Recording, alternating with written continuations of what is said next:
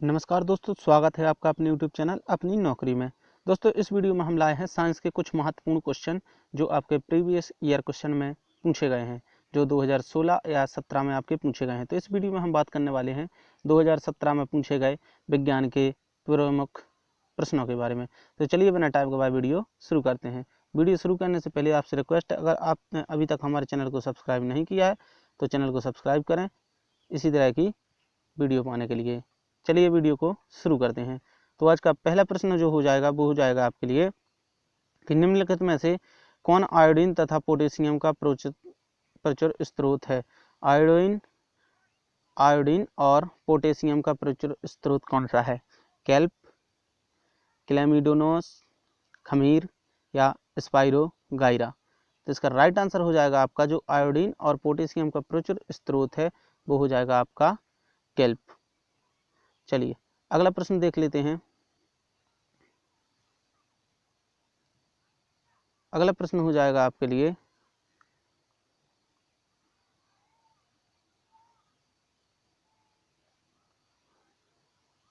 मुख की गुहिकाएं, रक्त की वाहिकाएं, हृदय इत्यादि निम्न के साथ रेखित किए जाते हैं। मुख की गुहिकाएं, रक्त की वाहिकाएं, हृदय इत्यादि निम्न के साथ रेखित किए जाते हैं। सल की उपकला के साथ, स्तंभाकार उपकला के साथ, या घनाकार उपकला के साथ, या संयोजी उपकला के साथ।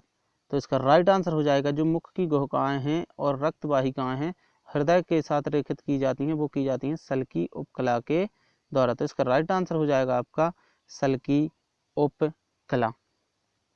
चलिए अगला क्वेश्चन है आपके लिए, नीचे दिए गए 4 तत्वों में से कौन सा समूह एक इलेक्ट्रॉन का लाभ प्राप्त कर सकता है तथा अपनी बाह्यतम कोश को पूर्ण कर सकता है? Fluorine, chlorine, hydrogen, helium. कौन सा तत्व है?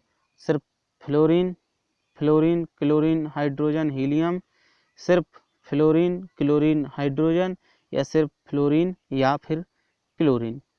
4 ऑप्शन है आपके पास कि कौन सा समूह है जो इलेक्ट्रॉन का लाभ प्राप्त कर सकता है तथा अपनी बाह्यतम कोश को पूर्ण कर सकता है, जो इलेक्ट्रॉन को खींचे और अपने बाह्य कोश में इलेक्ट्रॉन को धर सके। ऐसे कौन कौन से हैं? तो इसका राइट आंसर आपके लिए हो जाएगा, जी बिल्कुल राइट आंसर हो जाएगा आपका सिर्फ फ्लोरीन, क्लोरीन और हाइड्रोजन। ऑप्शन नंबर 3 आपका राइट आंसर हो जाएगा। फ्लोरीन, क्लोरीन तथा हाइड्रोजन है जो इलेक्ट्रॉन का लाभ प्राप्त कर सकता है तथा बाह्य कोश को पूर्ण कर सकता है। अगला क्वेश्चन हो जाएगा आपके लिए, नाभिकों में संरचित धागे जैसी संरचनाएं खालिस्तान कहलाती हैं।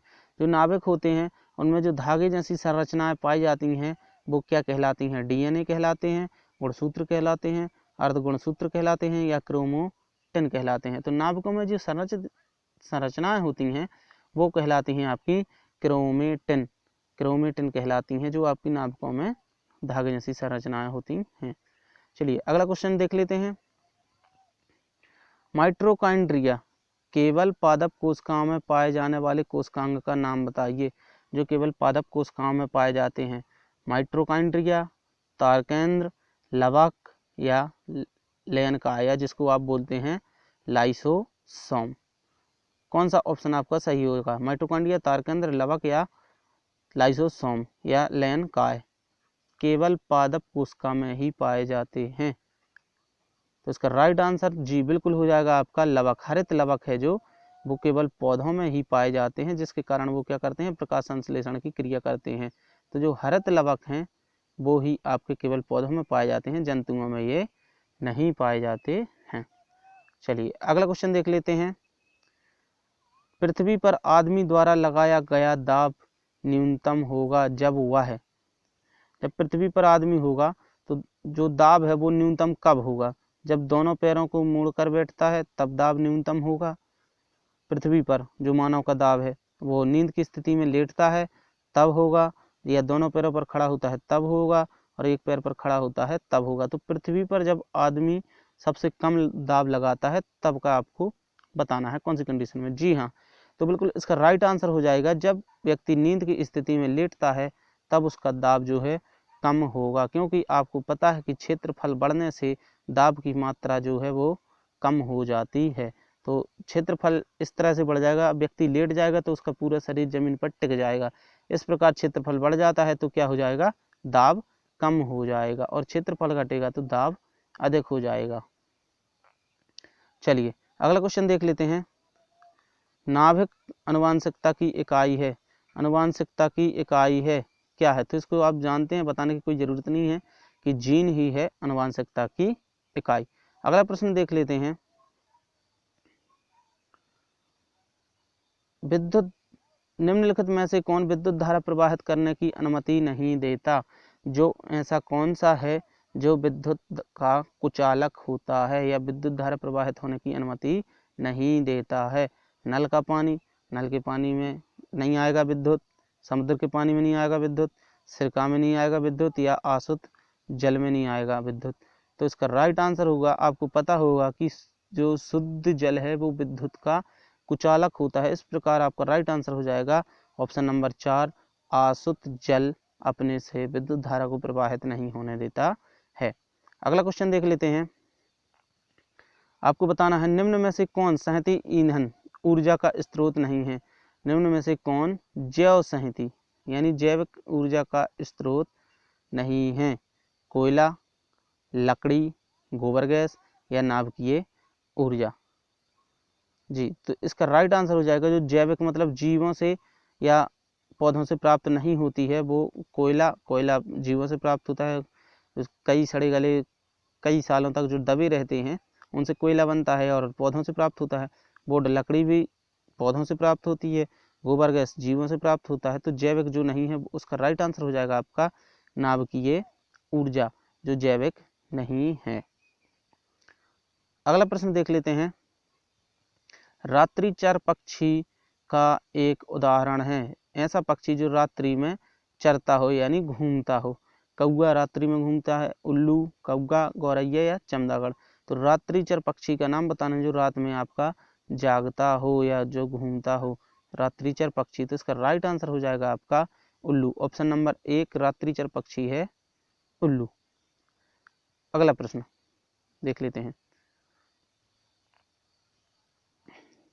किलोवाट घंटा निम्न की इकाई है। किलोवाट घंटा निम्न की इकाई है विद्युत विभव की, विद्युत ऊर्जा की, विद्युत आवेश की, विद्युत शक्ति की। तो किलोवाट घंटा किसकी इकाई है, तो इसका राइट आंसर हो जाएगा आपका विद्युत ऊर्जा का जो है वो क्या है इकाई, किलोवाट घंटा किसकी इकाई है, विद्युत ऊर्जा की इकाई होती है।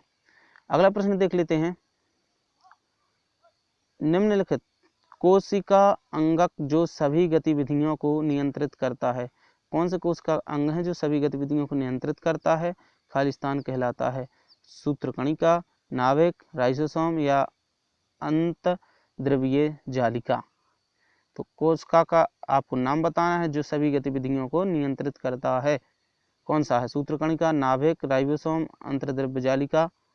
जी हाँ, इसका राइट आंसर आपके लिए हो जाएगा नाभिक है जो संपूर्ण कोशिका पर नियंत्रण रखता है। आपने पढ़ा भी होगा कि नाभिक है जो संपूर्ण कोशिका पर नियंत्रण रखता है। अगला प्रश्न है, अगला प्रश्न हो जाएगा बड़े कुक्कुट फार्म का निर्माण क्यों किया जाता है। तो जो पिछले वीडियो में डिस्कस किया था हमने वो 10 सितंबर फर्स्ट शिफ्ट का पेपर था। आज 10 सितंबर सेकंड शिफ्ट के पेपर को डिस्कस कर रहे हैं जिसमें साइंस के क्वेश्चन पूछे गए हैं। तो आप वो वीडियो देख लेना, उसमें भी कुक्कुट पालन से एक क्वेश्चन किया गया था। इसमें भी कुक्कुट पालन से एक क्वेश्चन अभी पूछा जा रहा है। तो चलिए बात कर लेते हैं। क्या कह रहा है कि बड़े फार्म पर कुक्कुट पालन का निर्माण क्यों किया जाता है। बड़े कुक्कुट फार्म का निर्माण क्यों किया जाता है। सिर्फ कुक्कुट पालन के विकास के लिए निम्न रखरखाव की आवश्यकता होती है। सिर्फ बड़ी संख्या में अंडा देने के लिए बहुत अच्छे स्फुटनशाला का विकास करना। सिर्फ मुर्गे मांस के लिए अधिक संख्या में ब्रायलर को पालने हेतु, और उपरोक्त सभी। तो इसका राइट आंसर हो जाएगा उपरोक्त सभी। सभी के लिए बड़े कुक्कुट फार्म का इस्तेमाल किया जाता है ताकि एक बहुत सा कुक्कुट पालन करने से या मुर्गी पालन करने से रखरखाव की कम आवश्यकता पड़ती है, और बड़ी संख्या में अंडा देने से जो बड़ी स्फुटनशाला का विकास होता है, और मांस के लिए अधिक संख्या में ब्रायलर मुर्गी को पाला जाता है या मुर्गे को पाला जाता है। तो तो एक क्वेश्चन आपका यहीं से बन गया कि मांस के लिए कौन सी मुर्गी को पाला जाता है, तो इसका राइट आंसर हो जाएगा आपका ब्रायलर मुर्गी को पाला जाता है। चलिए अगला क्वेश्चन डिस्कस कर लेते हैं। पोषण नाल के किस भाग में जल का अंतिम पाचन होता है? तो पोषण जब आप पढ़ेंगे, अभी एक वीडियो दिया जाएगा आपका पोषण से संबंधित, तो आपको बताना है पोषण नाल के किस भाग से भोजन का अंतिम पाचन होता है, बड़ी आंत से, आमाशय से, मुख गुहिका से या छोटी आंत से। तो अगर आपने पाचन तंत्र पढ़ा होगा तो उसमें आपने देखा होगा जो भोजन जाता है इसको क्या बोलते हैं आप, गुहिका या ग्रास नली, फिर कहाँ जाता है, आमाशय में जाता है, आमाशय से कहाँ जाता है, बड़ी आंत में, फिर कहाँ जाता है, छोटी आंत में। तो इसका जो पोषण नाल है वो किस भाग में पानी का अंतिम पाचन होता है, तो इसका राइट आंसर आपका हो जाएगा छोटी आंत। पानी का जो अवशोषण है या पाचन है वो कहाँ होता है, स्मॉल इंटेस्टाइन में होता है, यानी छोटी आंत में होता है। अगला क्वेश्चन देख लेते हैं दोस्तों। इस वीडियो में इतना ही, क्योंकि 10 सितंबर शिफ्ट सेकंड में इतने ही प्रश्न पूछे गए थे। 2017 के सॉल्व पेपर था ये। 2017 में 10 सितंबर सेकंड शिफ्ट के जो साइंस के क्वेश्चन थे वो इस वीडियो में आपने देखे हैं। अगले वीडियो में आपसे मिलते हैं इसी प्रकार के कुछ महत्वपूर्ण प्रश्नों के साथ जो आपकी परीक्षाओं में पूछे गए हैं, और इसी प्रश्नों के आधार पर एक आपको साइंस के बिल्कुल क्रम अनुसार पार्ट बाई पार्ट आपको बिल्कुल वीडियो मिलेंगे, जिसमें आपकी साइंस की संपूर्ण नंबर की तैयारी कराई जाएगी। मिलते हैं दोस्तों अगले वीडियो में आपसे। अभी तक आपने अगर चैनल को सब्सक्राइब नहीं किया है, चैनल को सब्सक्राइब करें। मिलते हैं आपसे अगली वीडियो में। जय हिंद, जय भारत।